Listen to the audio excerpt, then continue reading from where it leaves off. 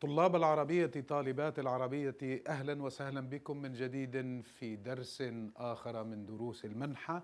درسنا اليوم هو الدرس 37 وهو الجملة الاسمية من نوع كان وأخواتها. تذكروا يا طلاب، الجملة يمكن أن تكون فعلية أو اسمية كما قلنا، يعني تبدأ بفعل أو تبدأ باسم. مثال الفعلية: يدرس الطالب العربية، بدأت بفعل. مثال الاسمية: العربية لغة قديمة.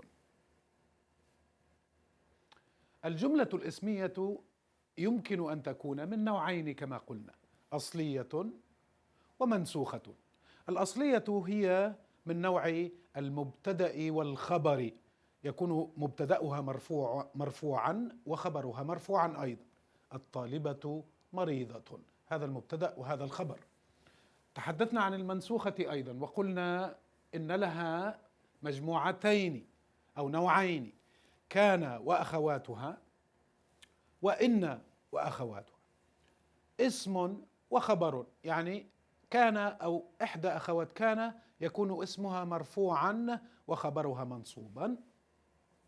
إن وأخواتها العكس، الاسم يكون منصوبا والخبر مرفوعا. أعطيتكم مثال لكليهما. الأولى: كانت الطالبة مريضة، هذا اسم كانت مرفوع ومريضة خبرها منصوب. إن الطالبة مريضة، يعني انقلبت الآن، الطالبة منصوب وهو اسم إن، ومريضة خبرها مرفوع. ويمكن جمع كان وأخواتها إلى يعني في 5 معان. في الحقيقة أحسن أن نفكر في المعنى بالنسبة لهذه الأخوات، فرتبناها بهذا الترتيب. المعنى أولا the meaning. الفعل الناسخ the sister of كان. We call it أفعال ناسخة because they're incomplete verbs. And remember, we use the word الجملة المنسوخة, the copied sentence. So they're verbs, they're almost like auxiliaries that copy, verbs. مثال is an example for each one of them. So the first meaning is الكينونة, being or existing. كان obviously was. المثال هو كانت الطالبة مريضة، اسمها كما ترون مرفوع وخبرها منصوب كما اتفقنا. 2 النفي negation. النيجيشن can be done in one of two ways، يعني ليس أو ما. ليس is not، ما is definitely not. So the difference between the two of them is the emphasis. So look at the examples here to illustrate these. ليست المدينة جميلة، يعني the city is not beautiful.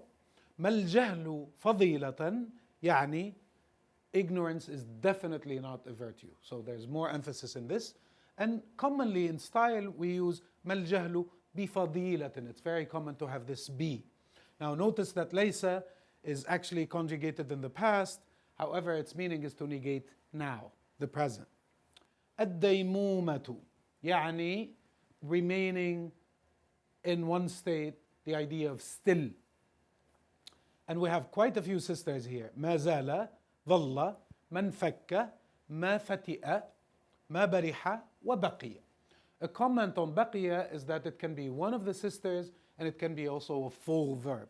So بقيت في البيت is a full verb. It means I remained at home. لكن بقي الأستاذ طالبا طول حياته, the professor remained a student his entire life. واضح هنا من الإعراب, it's clear from the إعراب that it is one of the sisters of كان. The example here is with ظل. ظل الشيخ سعيدا، يعني the elderly man, the old man, remained happy. الصيرورة هو المعنى الرابع, which is the idea of becoming. That's the fourth meaning. أصبح، صار، أضحى، أمسى، بات.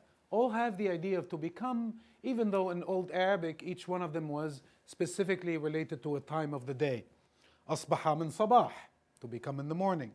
صار has a general meaning. And remember, صيرورة is the idea of becoming.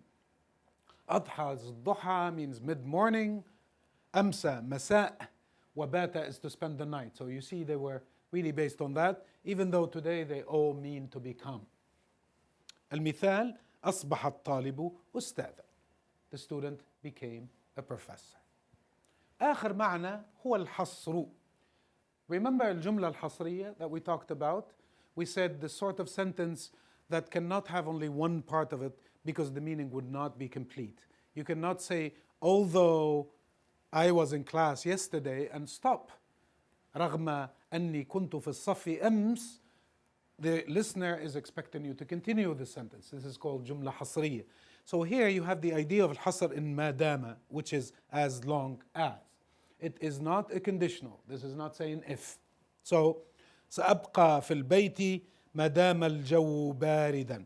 So ما دام الجو اسم ما دام مرفوع وباردا خبرها. Notice that the rules apply from ما دام and the parts that follow it, not in the other part of the sentence. شكرا جزيلا على انتباهكم، وأراكم إن شاء الله في الدرس القادم.